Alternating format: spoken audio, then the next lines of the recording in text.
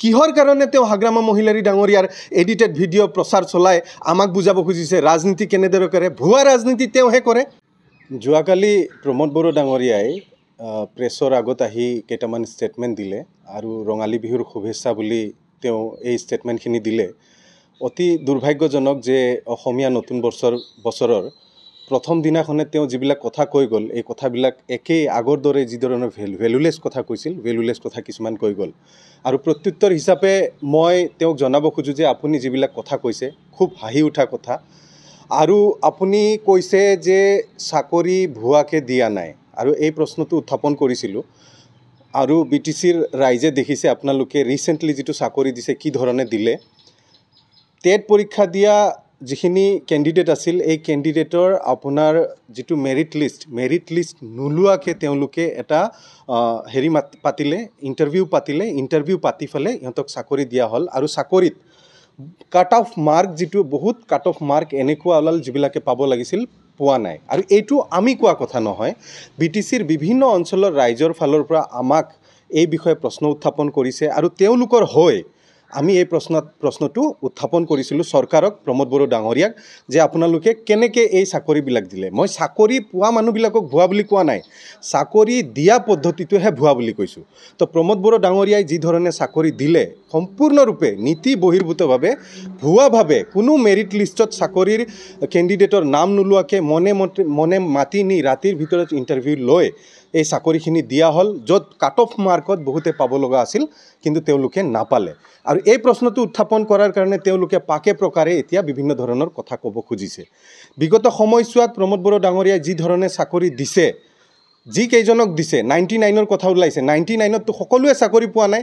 কেইজনমান সিলেক্টেড মানুহকহে চাকৰি দিয়া হৈছে গতিকে এনেধৰণৰ কথা প্ৰমোদ বড়ো ডাঙৰীয়াই লাইবিলিটিজৰ কথা কৈছে হাগ্ৰামা মহিলাৰী ডাঙৰীয়াৰ শাসনকালত বোলে 3000 কিমান কোটি টকাৰ লাইবিলিটি হৈছে প্ৰথমে তেওঁ স্পষ্ট কৰক কিমান কাৰণ তেওঁলোকৰ পাৰ্টিৰ জেনেৰেল ছেক্ৰেটাৰীয়ে 1900 কোটি টকাৰ কথা কয় তেওঁ 3000 কোটি টকাৰ কথা কয় তো এইবিলাক তেওঁলোকৰ কথাত কোনো মিল নাই সেয়া 3000 কোটি হওক 1900 কোটি হওক যিয়ে নহওক এয়া হ'ল লাইবিলিটি আৰু চৰকাৰ এখন যেতিয়া চলে লাইবিলিটি থাকে আজিৰ তাৰিখত আপুনি অসম চৰকাৰৰ লাইবিলিটি কিমান আছে তেওঁ গম পায়নে নাই অসম চৰকাৰৰ লাইবিলিটি আজিৰ তাৰিখত লাখ কোটিৰ ওপৰত আছে যে চৰকাৰ এটা কণ্টিনিউৱাছ প্ৰচেছ সেই লাইবিলিটিখিনি মানে কাম কৰিছিল ৱৰ্ক অৰ্ডাৰ পাইছিল ডাবল এ হৈছিল আৰু ডাবল এ হোৱাৰ পিছত যদি কাম হোৱাৰ পিছত সেই লাইবিলিটিখিনি থাকি গৈছে কণ্টিনিউৱাছ প্ৰচেছ হিচাপে তেওঁ এই লাইবিলিটিখিনি মাৰিব লাগিছিল তেওঁ কিয় লাইবিলিটিখিনি মাৰিবলৈ সক্ষম হোৱা নাই আজি কিয় এই বছৰৰ বাজেটত কিয় 40 কোটি টকা এতিয়ালৈকে বাকি থাকি গ'ল তেওঁ খৰচ কৰিব নোৱাৰিলে তেওঁ এইবিলাক প্ৰশ্নৰহে উত্থাপন কৰিব লাগিব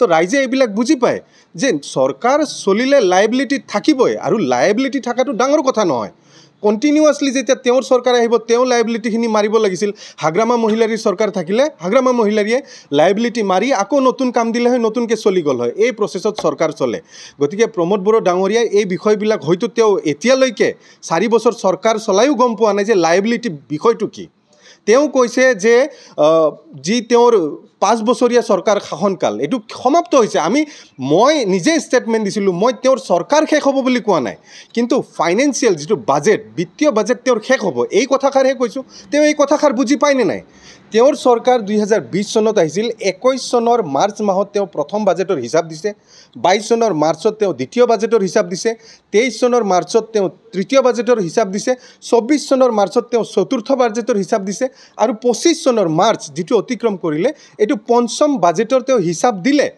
আৰু ডেমক্ৰেটিক নিৰ্বাচিত চৰকাৰ এটাই 5টা ফাইনেন্সিয়েল ইয়াৰ পায় 6টা ফাইনেন্সিয়েল পালেতো নহ'ব কাৰণ এটা চৰকাৰে 5 বছৰ সময় পায় গতিকে 5 বছৰৰে তুলনা হ'ব তেওঁ 5 বছৰৰ হিচাপ দিলে তেওঁ কি ধৰণে 6টা বছৰৰ হিচাপ দিব তেওঁ যদি ভুলতো যদি তেওঁ পুনৰাই চিফ হয় তেতিয়াহ'লে তেওঁ পৰৱৰ্তী চিফ হিচাপেহে তেওঁ হিচাপ দিব তেওঁ এইবাৰৰ চিফ হিচাপে হিচাপ দিব নোৱাৰে কাৰণ পৰৱৰ্তী বাজেটটো হ'ব 2026 চনৰ মাৰ্চ মাহত তো 26 চনৰ মাৰ্চত তেওঁ চিফ হৈ থাকিব নোৱাৰে তেওঁ হিচাপ দিব পাৰিব নেকি তেওঁতো হিচাপ দিব নোৱাৰে গতিকে এইষাৰ কথাই কোৱা হৈছে গতিকে তেওঁ কি ধৰণে কথা কি কৈ আছে ৰাইজক তেওঁ এতিয়া এনেকৈ ভাবিব নালাগে আগত যেনেকৈ ডিভাইড আছাম 50-50 বুলি কয় লাখ লাখ জনতাক যে পিছত আনিব পাৰিছিল কথাৰ চলেৰে এই কথাৰ চল তেওঁ নাই এই ক্ষমতা তেওঁৰ নাই এতিয়া তেওঁ এনেকৈ লাখ লাখ জনতাক তেওঁৰ কথাত ভুল নাযায় তেওঁ কৈ আছে কি হাগ্ৰামা মহিলাৰী ডাঙৰীয়া চিফ হ'ব নোৱাৰে, তেওঁ হ'ব নোৱাৰিলেও হাগ্ৰামা মহিলাৰী ডাঙৰীয়া চিফ হ'ব নোৱাৰে। তাৰ মানে কি, তাৰ অৰ্থ তেওঁ কি বুজাব খুজিছে? হয় তেওঁ হ'ব, নহয় হাগ্ৰামা মহিলাৰী হ'ব, স্পষ্ট কথা। তেওঁ কৈ আছে মই নহ'লেও হাগ্ৰামা মহিলাৰী নহ'ব, এনেকুৱা। তাৰ মানে চিফ কি বেলেগ ধৰণে হ'ব নেকি, কোনোবা বেলেগ হ'ব নেকি? তো এই কথাবিলাক তেওঁ স্পষ্ট কৰিব লাগে। তেওঁ কৈ আছে যে ৰাইজে BTCৰ চিফ নিৰ্বাচিত কৰিব। 2020 চনতেই BTCৰ ৰাইজে কাক নিৰ্বাচিত কৰিছিল? 17খন আসন পাই, সৰ্বাধিক আসন পাই হাগ্ৰামা মহিলাৰী পাইছিল। BTCৰ ৰাইজে 2020 চনতেই হাগ্ৰামা মহিলাৰীকে বিচাৰিছিল। তেওঁতো 12খন আসন পাইছিল, BJPয়ে 9খন আসন পাইছিল, GSPয়ে 1খন পাইছিল, কংগ্ৰেছে 1খন পাইছিল। গতিকে তেওঁকতো ৰাইজে নিৰ্বাচিত কৰা নাছিল। ৰাইজে 2020 চনতো হাগ্ৰামা মহিলাৰীকে BTCৰ চিফ হিচাপে নিৰ্বাচিত কৰিছিল। আৰু এইবাৰো ৰাইজে সেইটোৱেই বিচাৰি আছে। BTCৰ ৰাইজৰ হাতত যদি BTCৰ চিফ বনোৱাৰ ক্ষমতা থাকে, ৰাইজে এইটোৱেই বিচাৰি আছে। আৰু BTC অঞ্চল, ইয়াৰ ৰাজনীতি চবেই বুজে, BTCৰ ৰাজনীতি চবেই বুজে। প্ৰমোদ বড়ো ডাঙৰীয়াইহে ৰাইজৰ দ্বাৰা নিৰ্বাচিত হোৱা চিফ নহয়, তেওঁ চাল চক্ৰান্ত কৰি নিৰ্বাচিত হোৱা চিফ। আৰু 2025 যিটো ছেপ্টেম্বৰ মাহৰ যিটো নিৰ্বাচন হ'ব, এই নিৰ্বাচনত প্ৰমোদ বড়ো ডাঙৰীয়া ৰাইজৰ আশাত চিফ হৈ থাকিম বুলি ভাবা নাই। তেওঁ এইটো ৰাইজেও বুজি পায়, তেওঁ কি ধৰণে চিফ হ'ব বিচাৰে, তেওঁ কি ধৰণৰ চক্ৰান্ত কৰি চিফ হ'ব বিচাৰে, এইটো ৰাইজে ভালকৈ বুজি পায়। BTCৰ ৰাইজে, বিভিন্ন জাতি জনগোষ্ঠীৰ ৰাইজে হাগ্ৰামা মহিলাৰীক পুনৰাই BTCৰ চিফ হোৱাটো বিচাৰিছে। প্ৰমোদ বড়ো ডাঙৰীয়াই আমাক ক'ব খুজিছে আমি কেনেধৰণৰ ৰাজনীতি কৰোঁ। তেওঁলোকৰ যি IT চেল, এই IT চেলে দুদিন আগতে হাগ্ৰামা মহিলাৰীৰ যি মৰ্ফ ভিডিঅ' এডিট কৰি ফেলে বিভিন্ন জাতি জনগোষ্ঠীৰ প্ৰতি কি ধৰণৰ মেছেজ দিব খুজিছিল, এইটো কি প্ৰমোদ বড়ো ডাঙৰীয়াৰ অজানিতে হৈছে? এইটোতো প্ৰমোদ বড়ো ডাঙৰীয়াৰ অজানিতে হোৱা নাই। কাৰণ সমগ্ৰ UPPL দলৰ যিবিলাক ছ'চিয়েল মিডিয়াত এক্টিভ, সকলোৱে মিলি একেলগে হাগ্ৰামা মহিলাৰী ডাঙৰীয়াৰ যিটো এডিটেড ভিডিঅ' প্ৰচাৰ কৰিছে, এইটো কি প্ৰমোদ বড়ো ডাঙৰীয়াৰ নিৰ্দেশত হোৱা নাই জানো? তেওঁৰ এপ্ৰুভেলত হোৱা নাই জানো? নাই হোৱা যদি তেওঁ নাই হোৱা বুলি কওক। কিহৰ কাৰণে তেওঁ হাগ্ৰামা মহিলাৰী ডাঙৰীয়াৰ এডিটেড ভিডিঅ' প্ৰচাৰ চলাই আমাক বুজাব খুজিছে ৰাজনীতি কেনেদৰে কৰে? ভুৱা ৰাজনীতি তেওঁহে কৰে, তেওঁ ভুৱা ৰাজনীতি কৰি আছে। আজি তেওঁ কওক, এভিকশ্যনৰ নটিচ তেওঁৰ চৰকাৰে দিয়া নাই নেকি? স্পষ্ট কৰক ৰাইজৰ আগত। বহাগ মাহত আৰু এবাৰ আহক, তেওঁ নৱবৰ্ষৰ শুভেচ্ছা BTCবাসী ৰাইজক আৰু এবাৰ দিয়ক, সকলোকে বৈশাগুৰ শুভেচ্ছা আকৌ দিয়ক। কিন্তু এভিকশ্যনৰ নটিচ তেওঁ দিয়া নাছিল নেকি? এইটো তেওঁ স্পষ্ট কৰক। আজিলৈকে যে তেওঁ ভালকৈ কাকো ভালকৈ চাকৰি দিব পৰা নাই, ইউথ এমপ্লয়মেণ্টৰ কাম কৰিব পৰা নাই, এই জবাবটো তেওঁ দিয়ক।